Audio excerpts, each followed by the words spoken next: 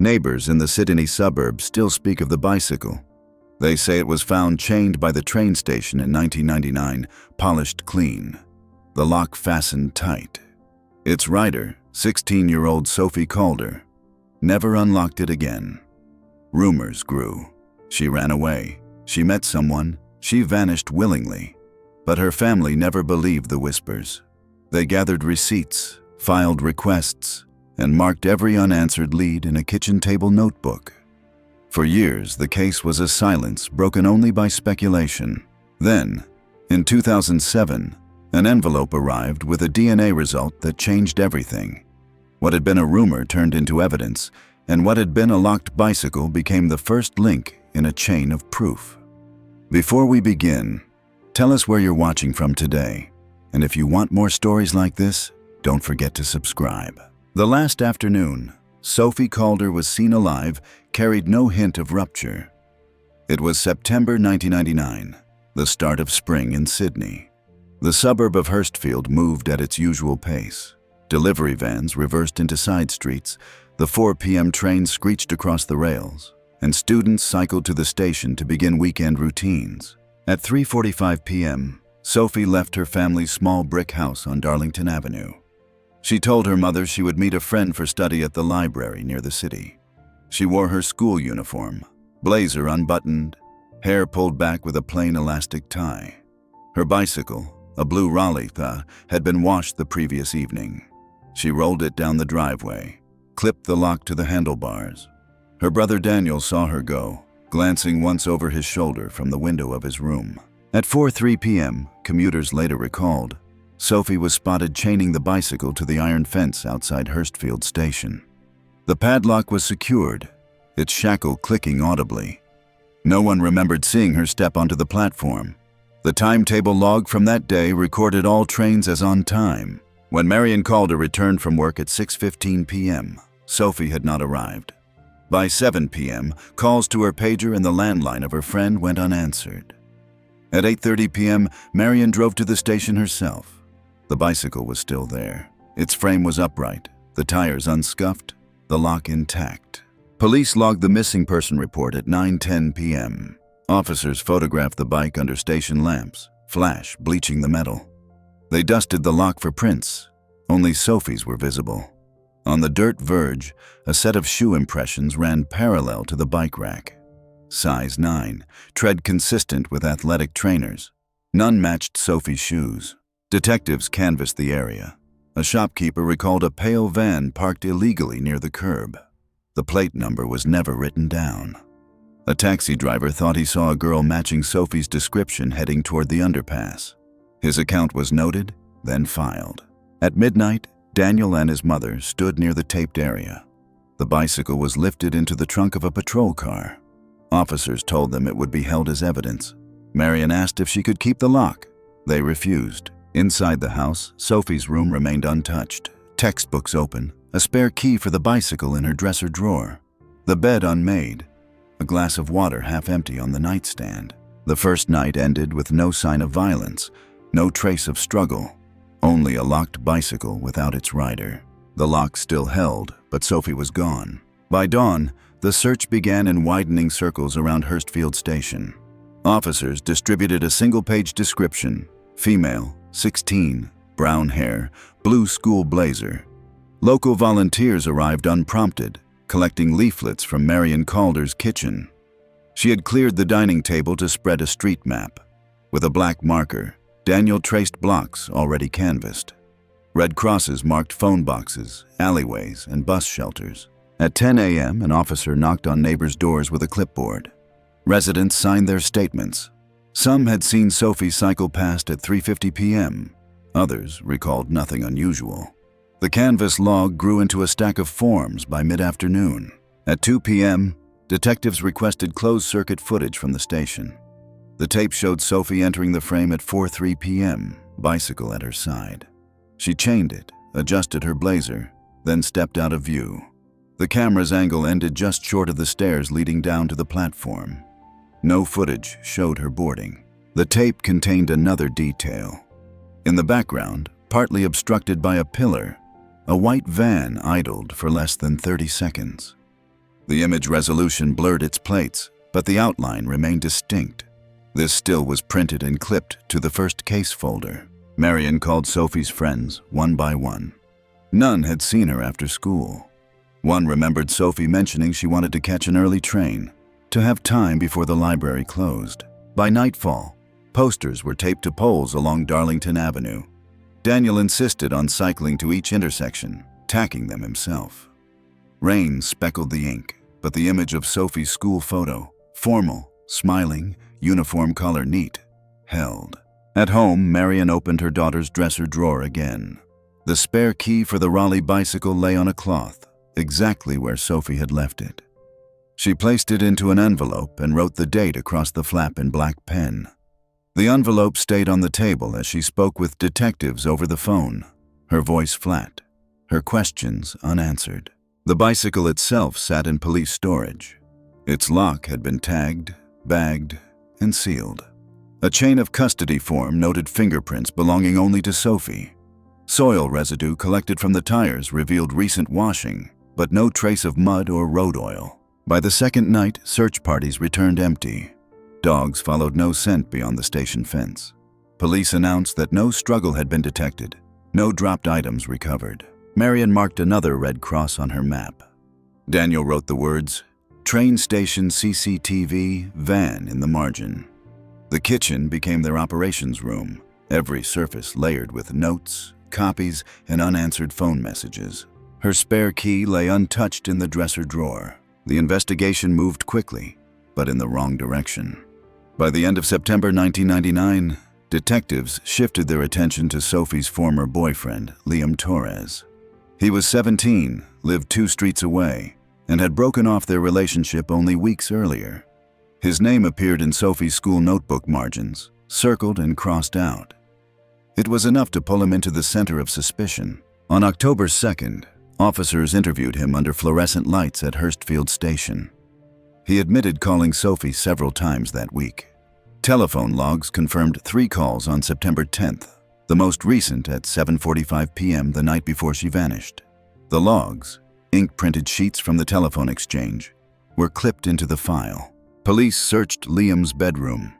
They photographed his shoes, bagged his clothing, and swabbed surfaces for trace fibers. None matched anything from Sophie's bicycle or uniform. Still, detectives leaned on him.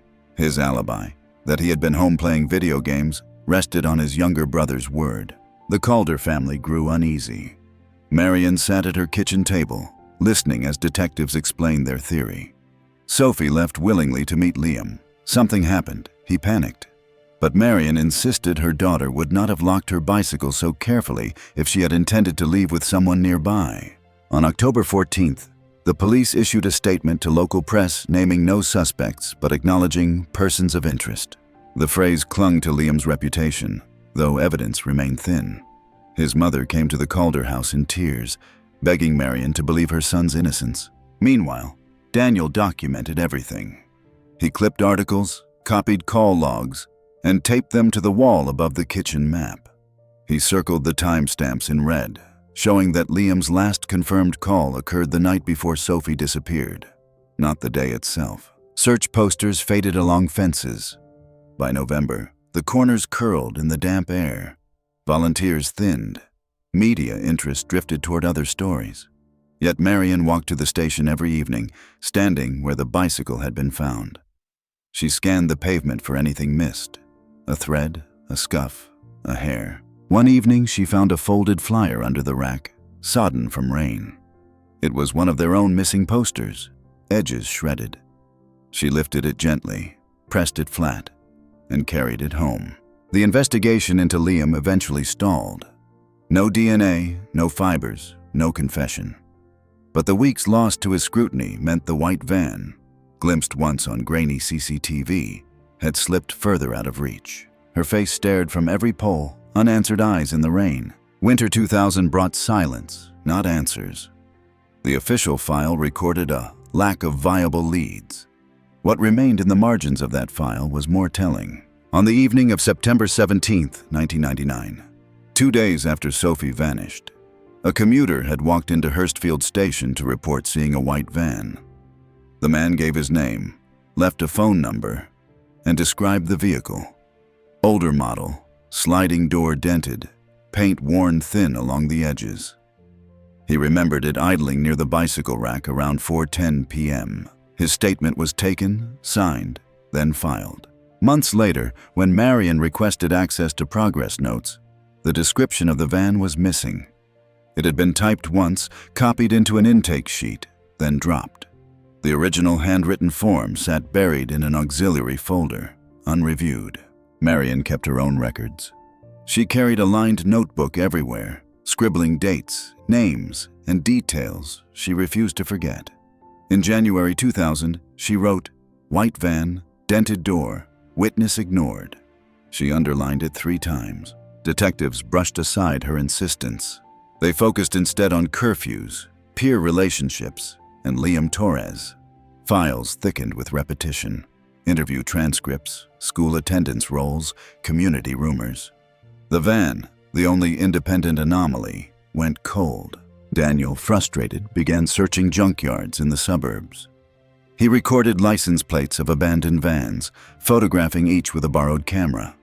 He filed the prints in a shoebox under his bed. His efforts never reached official attention. At the station, the bicycle lock remained in storage, logged under property number 11899 to 265. Chain of custody sheets showed it had been checked once, then returned to evidence shelves. Dust settled on its plastic bag. Meanwhile, the Calder family held vigils in the living room. Candles burned beside Sophie's school portrait. Marion's notebook sat open beside them, a silent companion. Pages filled with questions no one in authority would answer. By late 2001, the official inquiry stalled. Resources shifted elsewhere. The Calders received periodic letters thanking them for patience, each stamped with the crest of the New South Wales Police. None mentioned the van. Inside Marion's notebook, the page on the van remained. Ink smudged from repeated handling, but legible. She pressed the book shut, elastic band wrapped twice around its cover. She carried it to work, to church, to community meetings, an unspoken archive no one but her maintained. The van description sat buried in a forgotten file. Years passed without resolution. By 2003, the Calder home had become a shrine to absence. Sophie's bedroom remained intact, school books stacked, trophies aligned, curtains unchanged. The family adapted to ritual. At meals, Marion set one extra plate. The chair stayed empty. Daniel marked anniversaries by pinning new red crosses onto the fading kitchen map, even when no new search had been organized. Community interest waned. Posters disintegrated on poles. At church, whispers softened into silence. Forensic files collected dust in the precinct archive. Yet Marion continued to write. Her notebook grew heavier, pages filled with clipped articles, correspondence with detectives, unanswered letters. Each entry ended with the same phrase, "Find the van." Elsewhere in Sydney, police handled a separate assault case in 2004. A young woman was attacked near Parramatta, surviving with injuries. Her clothes were collected, sealed, and tested. Traces of male blood were preserved on a swab. The laboratory noted unknown female DNA present. That DNA profile was stored in the National Index. No match at the time. Marion never knew of this detail. It sat in a separate folder, unrelated in official eyes. But the presence of female DNA that did not belong to the victim would later become significant. At home, Marion polished Sophie's Raleigh bicycle once each spring, even though police still held the lock. She used the spare key from her daughter's drawer to test the chain, imaginary, because the bicycle itself was no longer hers. The action became a ritual of grief. By 2006, Daniel entered university, studying criminology. He told friends it was not about Sophie, but everyone knew. He wrote essays on witness reliability, evidence chain failures, and unsolved disappearances. Each footnote echoed his sister's case without naming it. The police case file remained stagnant. Reviews labeled it active pending new information. In reality, nothing was pursued. The official summary listed Sophie as missing, presumed deceased. The phrase was clinical, detached, final. Every anniversary, Marion organized a vigil at Hurstfield Station. Dozens gathered, holding candles beneath the railway clock. Commuters walked past silently, unwilling to meet their eyes. The bicycle rack where Sophie had last been seen still stood, paint chipped, rails rusted. In December 2006, Daniel wrapped Sophie's chair in white cloth during a family meal. He explained it was not abandonment, but preservation. They could not fill the void, only mark it. The chair remained empty year after year. In early 2007, Marion decided to break from waiting. Official requests had failed, media interest had thinned, but private laboratories were beginning to offer DNA services independent of state resources. She clipped an advertisement from a newspaper, folded it into her notebook, and made the call. Weeks later, Marion gathered strands of Sophie's hair from her old hairbrush, sealed in a plastic bag since 1999. She packaged it in a padded envelope, along with consent forms and a bank check written in full words. The parcel left her hands at the Hurstfield post office, entered a registered mail log, and moved quietly across the city. The lab receipt confirmed arrival. Within a month, Marion received a letter marked Preliminary Report. Inside, a single page stated, DNA profile successfully extracted. No matches yet, but the profile entered the national index. At the same time, unrelated casework converged. The 2004 Parramatta assault file, archived with an unidentified female DNA trace, was reopened. The database flagged a potential connection. The unknown female trace from the swab matched the DNA profile of Sophie Calder. The report was clear, clinical, devastating. Sophie's DNA was present in evidence collected 5 years after her disappearance. Marion received the result in an envelope with the laboratory's crest embossed in blue. She slid it open at the kitchen table. The words were few.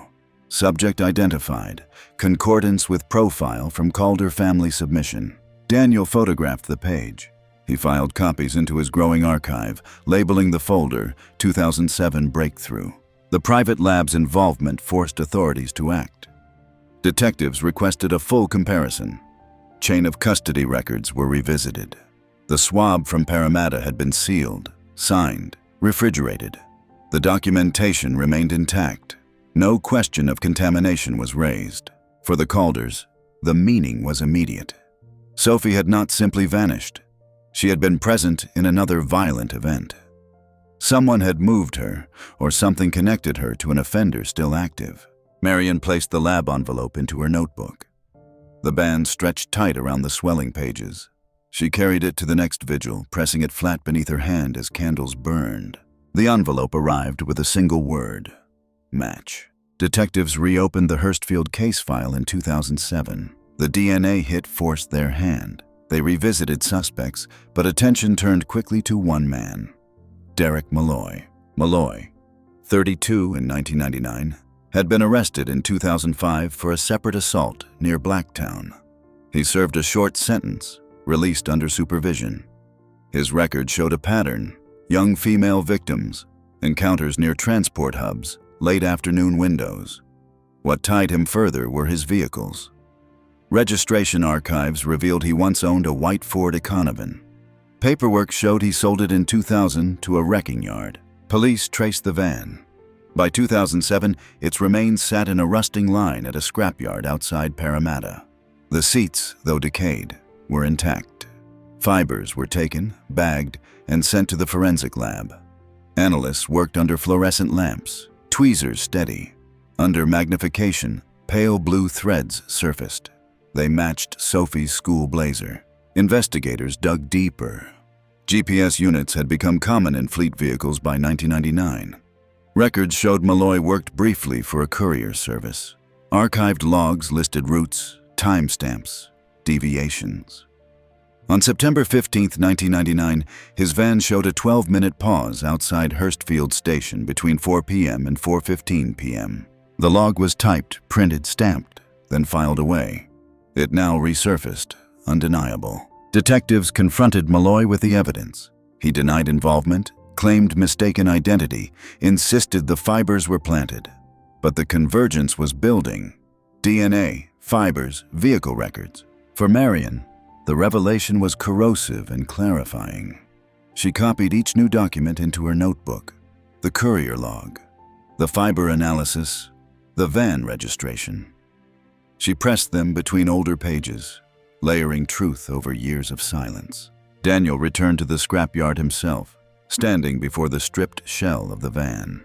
He touched the dented sliding door, rust flaking under his hand. It was the same description a commuter had given in 1999. Ignored then, vindicated now. The van was towed to a police compound. Photographs were taken, seats, panels, flooring. Soil samples collected from the wheel arches contained sediment consistent with the riverbank where evidence would later emerge. For the first time in 8 years, the Calders felt the case shifting. The van's seat fibers matched Sophie's jacket. The reopening of the file drew reporters back to Hurstfield. By October 2007, news crews waited outside the Calder home. Marion stood at her front gate, notebook clutched in hand, repeating the same sentence. "We asked about the van in 1999. Cameras captured her voice, flat but unshaken. Detectives, under pressure, began re-interviewing witnesses dismissed years earlier. The commuter who had reported the white van was located. His original statement, buried in the archive, was placed beside the new fiber analysis. Dates aligned, descriptions matched. He repeated what he had said 8 years earlier. Dented sliding door, idling at the rack, mid-afternoon sun. Media coverage escalated. Headlines ran across Sydney papers, family demands, action on van lead. A front-page spread showed Marion holding Sophie's portrait beside the rusting Econovan. The image seared public opinion. Forensic work continued in parallel. Soil from the van's wheel wells was examined under spectrographic analysis. Particles matched samples taken from the Parramatta River foreshore, 10 kilometers from Hurstfield. The alignment narrowed the search grid. Volunteers returned. Community members gathered at the station, retracing Sophie's last movements with maps in hand. Daniel coordinated shifts, handing out photocopied search sheets. Each log recorded sectors cleared, signed by initials, date stamped. He kept them stacked on the kitchen table. Detectives, responding to public scrutiny, authorized targeted excavation along the riverbank. GPR units scanned the soil. Inconsistent densities flagged potential burial sites. Teams dug carefully, spades moving slow. Buckets of earth screened for fragments. Marion attended each day, standing beyond the tape, notebook against her chest. Rain slicked the pages, but she did not leave. By November, a television crew recorded her words live. "We will not stop until she is found." Her voice carried through static, broadcast across evening bulletins. The symbol of the lock returned to public memory. Reporters referenced it as the silent witness, a padlock that had held secure while Sophie vanished. Photographs of it, tagged in police storage, ran beside every article. The pressure tightened. What had been a forgotten file became a headline case.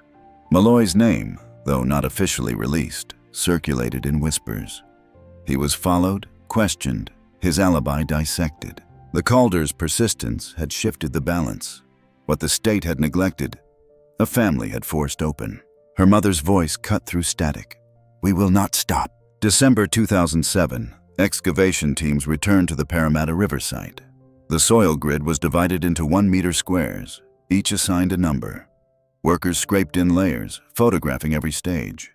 At grid square 14B, less than half a meter below the surface, a fragment of bone surfaced. The dig stopped. A forensic anthropologist stepped in, brushing soil away with a soft brush. The fragment was logged, bagged, and tagged under evidence number PR07114. Further excavation yielded additional remains, sections of femur, rib, vertebra. Each was placed in separate paper sacks to avoid cross-contamination. Nearby, a shallow depression contained fabric fragments.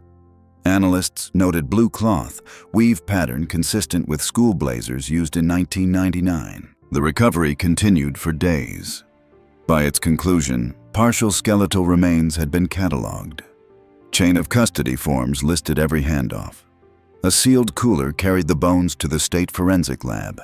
DNA extraction confirmed the identity within weeks. The sequence matched the profile derived from Sophie's hairbrush.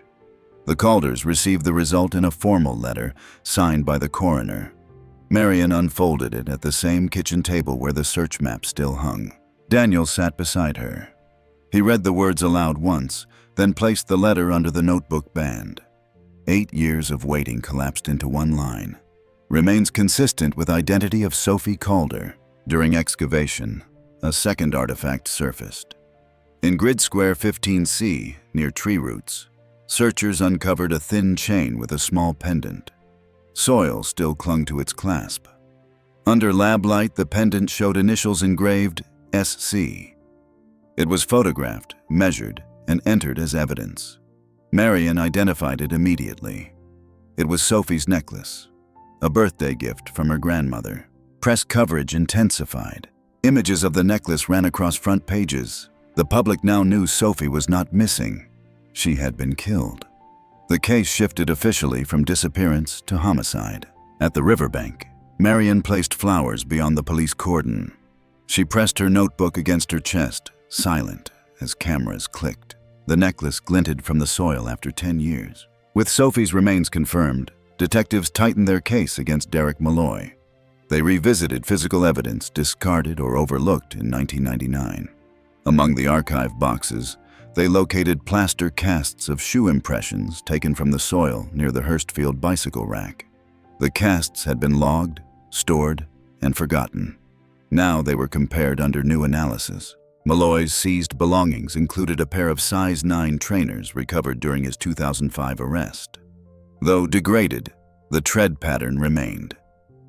Forensic comparison aligned the impressions from 1999 with the trainer's outsole. Line for line, the tread corresponded, including a distinctive chip in the right heel.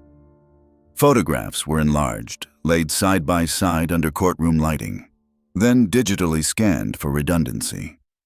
Analysts concluded the probability of coincidence was negligible. Further inquiry linked Malloy's movements to the day of Sophie's disappearance. Employment records from the courier service showed his shift log. He signed out at 3:30 p.m. and failed to record deliveries between 4 p.m. and 5 p.m. The gap aligned with the Hurstfield timetable. Phone records added weight. Billing logs confirmed an outgoing call from Malloy's handset at 4:25 p.m., placing him near the tower covering Hurstfield. Call detail records showed duration of 17 seconds, dialed to an unconnected number. The timing situated him within minutes of Sophie's last sighting. The evidence trail converged. DNA from the Parramatta assault case, fabric fibers from the van seat, skeletal remains with matching necklace, and now tread alignment. Each layer reinforced the structure. Marion sat through briefings, notebook open, writing phrases verbatim. Heel chip alignment, courier gap, cell tower record. Daniel filed them into plastic sleeves, ensuring nothing was misplaced again. In April 2008, investigators drafted a recommendation for prosecution. Their summary sheet, 27 pages, concluded, evidence sufficient for indictment on charge of murder. It was stamped, signed, forwarded to the Director of Public Prosecutions. At home, Marion reread the summary photocopy. For years, she had begged officials to notice the van. Now every overlooked trace returned, binding together into one undeniable pattern. The tread alignment was perfect, line for line. The trial opened in late 2009 at the New South Wales Supreme Court. The courtroom filled with reporters, observers, and the Calder family seated in the second row. Marion carried her notebook, elastic band fraying from years of strain. Daniel placed Sophie's school portrait beside him, the same image once photocopied for posters. Prosecutors began with physical evidence. First, the bicycle lock, tagged and sealed since 1999. The court officer placed it on the evidence table, the metallic clang echoing in the chamber. Jurors leaned forward as photographs showed the lock still intact when Sophie vanished. Next came the shoe print comparison. Enlarged images projected onto a screen demonstrated the chipped heel alignment. Analysts explained soil preservation, plaster casting, and tread correlation. The detail was inescapable. Then the van. Forensic technicians described retrieving fibers from the decayed seats. Under magnification, Blue threads matched Sophie's blazer weave. Photographs were shown, scale bars aligned. Jurors studied them silently. Finally, DNA. The analyst testified to the match between Sophie's extracted profile and the female DNA present in the 2004 assault file. He described the chain of custody, refrigerated storage, and contamination controls. His voice was steady, clinical. Defense attorneys argued contamination, coincidence, unreliable witnesses. They suggested Marion's persistence had biased investigators. But the layered convergence outweighed speculation. Throughout proceedings, Marion filled her notebook with precise quotes. No alternative source for DNA. Probability of fiber transfer infinitesimal. Daniel leaned forward during each testimony, jaw set. Reporters filed daily articles. One headline read, "The van that carried silence." Another, "Family's notebook becomes case backbone." After weeks of testimony, closing arguments summarized the evidence trail. Bicycle van, fibers, shoe prints, DNA, necklace. The jury retired. On the 7th day, they returned with a verdict. Guilty of murder. As the foreman spoke, Marion clutched her notebook, knuckles white. Daniel placed his hand on the school portrait. Reporters scribbled furiously. The lock clanged as it hit the courtroom table. Sentencing followed in early 2010. Derek Malloy stood in the dock as the judge delivered words measured and final. Life imprisonment, no possibility of parole. The courtroom air felt heavy, not with relief, but with exhaustion. The prosecutor summarized the objects that had carried the case. A lock that held when Sophie vanished, fibers from a rusting van, shoe prints in station soil, a necklace buried near a riverbank. Each had waited years for someone to listen. After the hearing, Marion stepped into the corridor with her notebook. She pressed its warped cover closed for the first time without adding new notes. The band slipped, pages spilling, clippings and photocopies scattering across the floor. Daniel knelt to gather them, stacking them into order, but Marion shook her head. She left them loose, as if to release the burden. In April, the family held a memorial. Sophie's remains, now returned, were buried in a small plot beneath eucalyptus trees. The chair at their dining table remained draped in white cloth. Marion placed Sophie's necklace inside a velvet pouch, locking it into a chest that would never open again. Back in the police compound, the bicycle lock was shelved with hundreds of other case artifacts. Its tag read, "Property of Court, Case 1999-265. A chain of custody record noted its final transfer. Reporters described the conclusion as justice, though the Calders never used the word. For them, closure was only another name for absence given form. They walked from the courthouse, carrying nothing but the memory of a girl who never boarded her train. The final key lay tagged in evidence, silent and cold.